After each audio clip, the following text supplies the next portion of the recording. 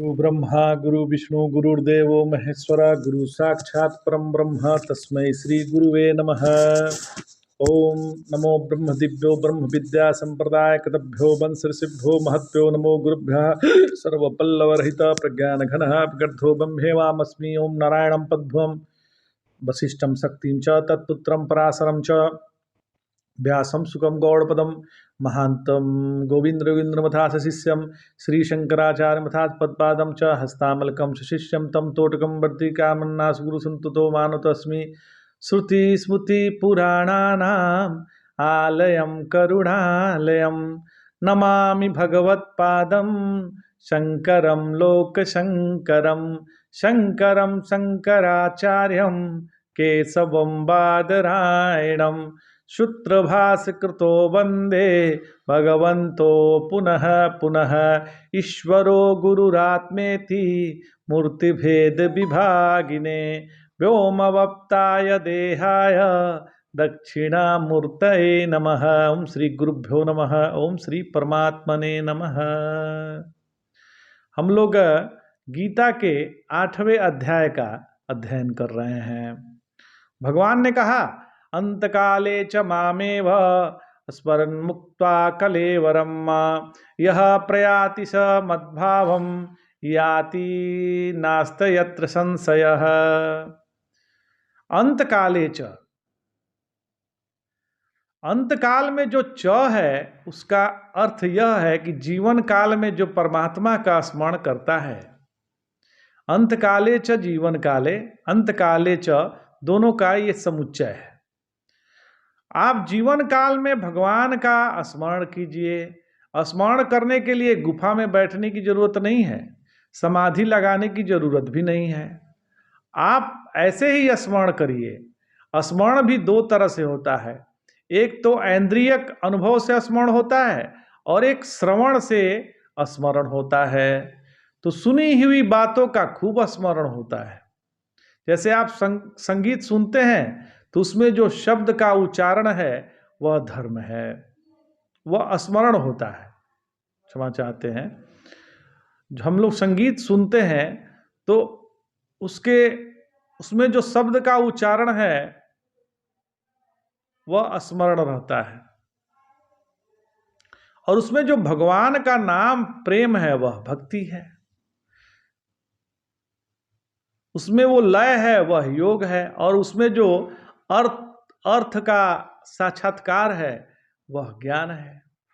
तो संगीत हम सुनते हैं तो गाए हुए पद का अर्थ भी समझते हैं या नहीं समझते हैं। कभी कभी तो समझ में नहीं आता, केवल संगीत में फंसे रह जाते हैं। तो जो पवित्र शब्दों का उच्चारण है वह तो धर्म है, क्योंकि उच्चारण क्रिया है। उससे जो भगवान का प्रेम आता है हृदय में वह भक्ति है, और जब लय हो जाता है तो वह योग है। आप कहाँ हैं देख लीजिए। जिस अर्थ का प्रतिपादन है उस पद में उस अर्थ का साक्षात्कार होता है तो ज्ञान हो जाता है। शब्द सौंदर्य है, भाव सौंदर्य है, तन्मयता सौंदर्य है, और साक्षात्कार का सौंदर्य है। अंतकाले च, जिंदगी भर दूसरों का स्मरण करिए, भगवान का स्मरण करिए। दूसरों को भी स्मरण करिए, भगवान का भी स्मरण करिए, परंतु मरने के बाद नहीं, मरने के समय केवल भगवान का स्मरण करिए। मामेव स्मरणम, केवल मुझे स्मरण करते हुए, अर्थात जिंदगी में जो दूसरे स्मरण है उसके ऐसे रखिए कि वे जीवन काल में तो भले रहे आपके साथ, परंतु मृत्यु काल के समय वे न रहे। मृत्यु काल के समय केवल भगवान का नाम रहे, भगवान का स्मरण रहे। तो मृत्यु काल में केवल परमात्मा रहे, अर्थात जब जीवन में जो दूसरी वस्तुओं का स्मरण करें उसमें आसक्ति न हो, स्मरण हो केवल भगवान में आसक्ति हो। तो जब आसक्ति होगी तब मृत्यु काल में भगवान का स्मरण होगा। रही बात कलेवर की, तो जगन्नाथ जी का भी कलेवर बदलता है। जब जब आषाढ़ मास में मलमास होता है, जब जब आषाढ़ मास में मलमास होता है, क्या होता है कि चाहे 12 वर्षों में हो चाहे 36 वर्षों में हो, तब तब जगन्नाथ जी भी कलेवर बदल जाता है। जगन्नाथ जी का तो कलेवर तो सबका ही छूटता है, किसी का कलेवर नहीं रहता। ब्रह्मा जी का भी कलेवर छूट जाता है। यह ब्रह्मांड छूटता है तो कलेवर भी छूटता है। कोटि कोटि ब्रह्मांड जिस महत तत्व में मालूम पड़ते हैं, जब उस पर कलेवर छूटता है तो हिरण्यगर्भ कलेवर भी छूट जाता है। वह निरुपाधिक ब्रह्मैक बोध होता है तो प्रकृति रूप कलेवर भी छूट जाता है। अंतर्यामी हो गया तो ब्रह्म से और उसका जो कलेवर है प्रकृति रूप वह छूट गया। आपका भी कलेवर छूटेगा। इस सत्य से आप आंखें बंद क्यों करते हैं? यह तो एक ठोस सत्य है। कलेवर तो छूटेगा, निश्चित छूटेगा। यदि शरीर न छूटे तो आत्मा की पूर्णता जानने की कोई जरूरत ही न रहे। भगवान ने बड़ी भारी कृपा की है। जब आपका शरीर नहीं था तब आप थे, जब आपका शरीर नहीं था तब भी आप थे, जब नहीं रहेंगे तब भी आप रहेंगे। इस समय भी शरीर भी है और आप भी हैं, तो इस शरीर भी में भी आप हैं और शरीर नहीं भी है तब भी आप हैं। असरण मुक्त्वा कलेवरम, यह शरीर ज्यों का त्यों रहे ऐसा संभव नहीं है। इस मशीन को चलाइए, इससे काम लीजिए, लेकिन इसको अपने से चिपकने मत दीजिए महाराज। जब मशीन मरेगी तो आप नहीं मरोगे। यह तो आपको एक खिलौना मिला है, एक काम करने का औजार मिला है। यह करण है, यह चिपकने के लिए नहीं है। प्रयाण काले, ऐसा यह शरीर छूटे कि छूटते समय ऐसा न लगे कि हाय हाय यह छूट रहा है। जैसे हाथी के गले में फूल की माला पड़ी है और वह कब टूट कर गिर जाएगी वह हाथी को पता नहीं चलता। आप तो मस्ताने हैं। भगवान में तो शराबी का दृष्टांत दिया है, भगवान ने शराबी का दृष्टांत दिया है भागवत में एक शराबी का दृष्टांत है कि 2-3-4 बार शराबी का दृष्टांत आया है। मदिरा मदांधाः, मदिरा के मद में चूर हो रहा है और उसके शरीर पर वे वस्त्र कब गिर जाता है उसको पता नहीं चलता। जो मदिरा पान करके जो बेशुद्ध हो गया है, उसके शरीर से कब कपड़ा गिर गया उसको पता नहीं चलता। इसी प्रकार का परमात्मा के नशे में जो चूर हो गया है, उसका शरीर रूपी यह वस्त्र कब गिर गया उसको पता नहीं चलता। इसी प्रकार मदभावम याति, परमेश्वर से मिलकर सचमुच हमने जीवन काल में भी शरीर को अपने से अलग कर रखा है। अपनी संपदा जिसको देनी है दे दो, उत्तराधिकारी जिसको बनाना है बना दो, चाहे ट्रस्ट जिसको हो दे दो। शरीर छोड़ते समय यह संपदा अपनी है, बात मन में न आए। यह शरीर भी एक संपदा है, बहुत बड़ी संपत्ति है, क्योंकि यह तो सब काम करने का यंत्र है। इससे आप अर्थ कमाते हैं, इससे आप भोग करते हैं, इससे धर्म करते हैं, इससे सत्संग करते हैं, तत्व ज्ञान प्राप्त करते हैं। बहुत बड़ी संपदा है महाराज। परंतु जब काम पूरा हो जावे तो गिर गए। कहाँ गिर गए तो कुछ पता नहीं। तो आप तो परमात्मा से एक हो गए। जब देह को पकड़ोगे तो देह कहाँ जाएगा? वहां तो आपको ही जाना पड़ेगा। परमात्मा को पकड़ोगे तो देह छूट जाएगा और आप परमात्मा के साथ एक हो जाएंगे। एक संबंध में एक साधारण नियम बताया, वह यह है कि मृत्यु के तुम्हारा मन जिस चीज को पकड़ेगा वही हो जाओगे, जड़ भरत की तरह। यम यम वापि स्मरण भावम त्यजंत कलेवरम तम तमेवेति कौन्तेय सदा तद्भाव भक्ति ही। तो अब जिंदगी भर तो देखे सिनेमा, मरते समय क्या याद आएगा? वहाँ अभिनेत्री है, वहाँ अभिनेता है, यही याद आएगा। उसका हाव भाव कटाक्ष याद आएगा, वहाँ का दृश्य फर्नीचर याद आएगा, भोग विलास याद आएंगे। यदि आप अपने को जड़ वस्तु के साथ मिला देंगे तो आप जड़ हो जाएंगे महाराज, और यदि आप चेतन के साथ अपने आप को मिला देंगे तो चेतन हो जाएंगे। अब आप अपने को किसके साथ मिला रहे हैं? समझो कि आपका मन मरते समय जो आकार धारण करेगा वह आकार तो बना रह जाएगा और यह शरीर छूट जाएगा। अंतकाले च मामेव स्मरन् मुक्त्वा कलेवरम। इसे बोलते हैं सावधान भाई, सावधान। भगवान सावधान कर रहे हैं। आगे के लिए तुम जड़ से मिल गए तो फिर चेतन तुम्हें नहीं मिलेगी, चेतना का लोप नहीं होगा, परंतु कितने दिन जड़ रहोगे इसका पता नहीं है। जितने बलवती तुम्हारा तन्मयता होगी उतने ही अधिक दिन तक तुमको उसमें रहना पड़ेगा। तो आपका मन क्या बना? आपका मन हीरा बन गया, सोना बन गया। तो एक होती है भोग वासना, वह भी शरीर को बनाती है। बिना आकार का मन नहीं होता, कोई ना कोई शक्ल मन में रहती है। मन की शक्ल कैसे बनती है? तो एक तो जिससे आप प्रेम किया है उसने अनुसार बनेगी।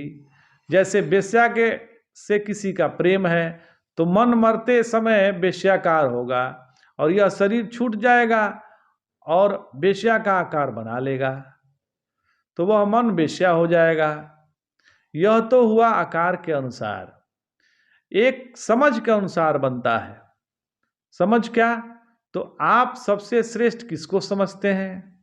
यह भी संभव है कि मरने के समय जिसको आप श्रेष्ठ समझते हैं उसका चिंतन होने लगे और उसी श्रेष्ठ वस्तु की शक्ल आपके मन में आ जाए और वही आप हो जाए। तो एक होती है वासना, जैसे कोई रहता है राजस्थान में और संदेश रसगुल्ला और खाने की वासना ज़्यादा है, चावल खाने की वासना ज़्यादा है, तो उसका जन्म बंगाल में होगा, क्योंकि वहाँ चावल अधिक मिलेगी और रसगुल्ला संदेश अधिक मिलेगा। तरबूज खाने का मन हो और दाल का हलवा खाने का मन हो तो बंगाल में है, वह राजस्थान में जा सकता है।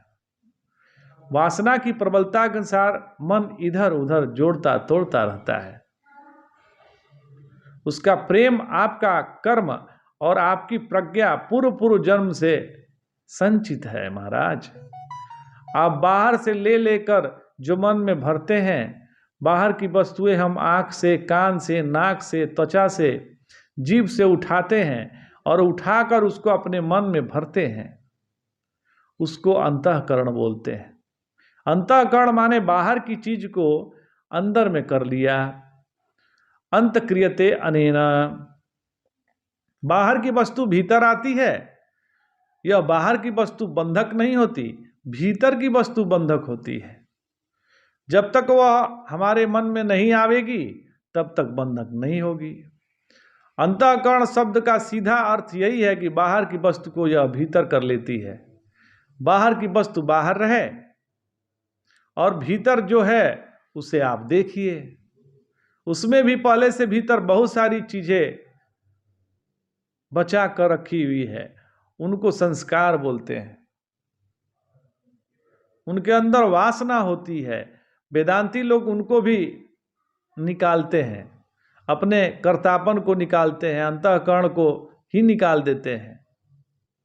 तो नियम यही है कि आप शरीर त्याग करते समय जिस भाव का स्मरण करेंगे, त्यजन्ते कलेवरम, उसकी अगले जन्म में प्राप्ति हो जाएगी। तो एक बात आपको सुनाते हैं, हम लोगों ने कई बार सुना है, तो पहले पर मैंने भी सुनी तो जची नहीं, लेकिन बात बहुत गहरी है, पुरानी हो गई। यह जो जाना आना है यह बिना देह के नहीं होता। आप सोचो कि मिट्टी का जो सार है और जल का जो सार है, अग्नि का जो सार है, वायु का जो सार है, आकाश का जो सार है, वह अवकाश है, वही कहीं आता जाता नहीं है। यह जाना आना असल में मन का कोई शक्ल, कोई वाहन जब मिलता है तो आता जाता है। तो मन एक देवता है। हमें बंबई में लोग बताते हैं कि महाराज आज मोटर की सुविधा नहीं रही, इसलिए घर से बाहर नहीं निकले, टैक्सी पर नहीं बैठ सकते, टैक्सी पर बैठना अपनी शान के अनुरूप नहीं है।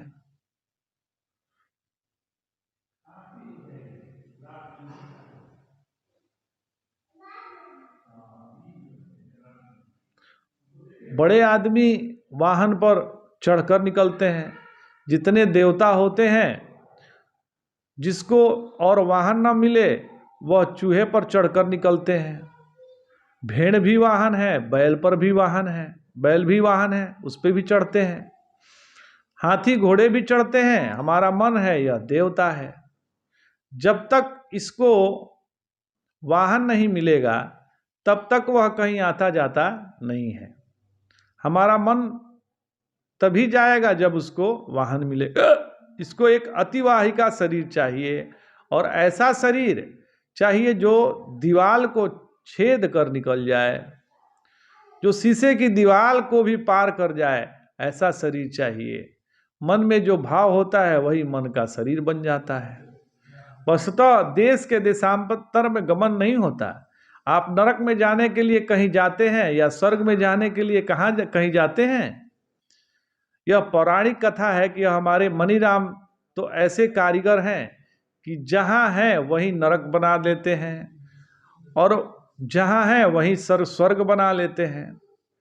भावांतर इसको बोलते हैं, देशांतर गति नहीं है, भावांतर गति होती है। एक भाव से दूसरे भाव में जाना, वो भावांतर गति है। जैसे आपने कर्म किया, जैसा आपका ज्ञान है, जैसी आपकी वासना है, वैसे ही आपको स्वप्न आता है। यह एक सूक्ष्म शरीर की गति है। कितने मरे हुए लोग जिसकी 50 वर्ष हो गए हैं होंगे, उनका मन सपने में उनको बनाकर उनसे मिलता है। कितने देवता जिनका वर्णन हमने सुना है कि बहुत ऊपर स्वर्ग में रहते हैं, सपने में हमारा मन उनको बनाकर हमसे मिलवाता है, उनसे मिलता है, हमारा ही मन बन जाता है वो। तो यह देवता लोग नहीं मनते। जैसे आप अपने मित्र से सपने में मिल लीजिए और आप उनसे पूछिए कि क्या भाई कल तो तुम अपने सपने में मिले थे, तो कहेगा कि नहीं मैं नहीं आया था, मैं नहीं मिला। आपका मन सृष्टि बनाता है। मन का गमनागमन क्या है?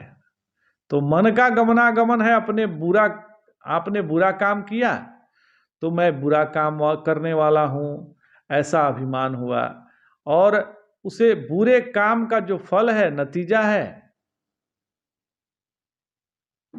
वह आपका मन स्वर्ग के रूप में या नरक के रूप में स्वीकार कर लेगा, या पुनर्जन्म के रूप में स्वीकार कर लेगा। मांस खाने की वासना है और हो गए जबड़े वाले शेर काटने का भय, तो किसी दुश्मन की और हो गए विषैले सांप। तो जितना वेग है, तीव्रता है आपके देश में, उतने दिन तक आपका मन साफ होकर रहेगा। जितने भी मजहब है, बौद्ध, ईसाई, मुसलमान, सिख, ये शरीर से अलग आत्मा को जरूर मानते हैं। वह मजहब ही नहीं होगी जो शरीर से अलग आत्मा को न माने। यह मजहब की परिभाषा है। मुसलमान जो जख बहिष्त मानते हैं, ईसाई भी स्वर्ग मानते हैं, और बौद्ध भी पुनर्जन्म मानते हैं, जैन भी स्वर्ग नरक मानते हैं, मजहब माने इस देह से अलग आपका एक जीवन है, सूक्ष्म शरीर है, और यदि वह नहीं मानेंगे तो उनके बातों की संगति नहीं लगेगी। जैसे इस जीवन में जन्म ही एक सुखी एक दुखी क्यों होता है, एक ही जन्म में वह सुखी दुखी क्यों होता है, तो उसके पूर्व जन्म का प्रसंग मानना पड़ता है। इस जन्म में आप जो अच्छे काम करते हैं उसका फल सुख नहीं मिलता है, जो बुरे काम करते हैं उसका फल दुख नहीं मिलता है। तो उन कर्मों का क्या होगा, मानना पड़ेगा कि करने के बाद आप अपना फल देंगे। ईश्वर भी यदि आपको बिना किसी निमित्त के ही सुख दुख बनाता है तो वह ईश्वर पक्षपाती होगा। उसके लिए भी यह मानना जरूरी होगा कि मरने के बाद कर्म के अनुसार, वासना के अनुसार और अपने निश्चय के अनुसार गति होती है। आज इतना ही। जय जय शंकर, हर हर शंकर।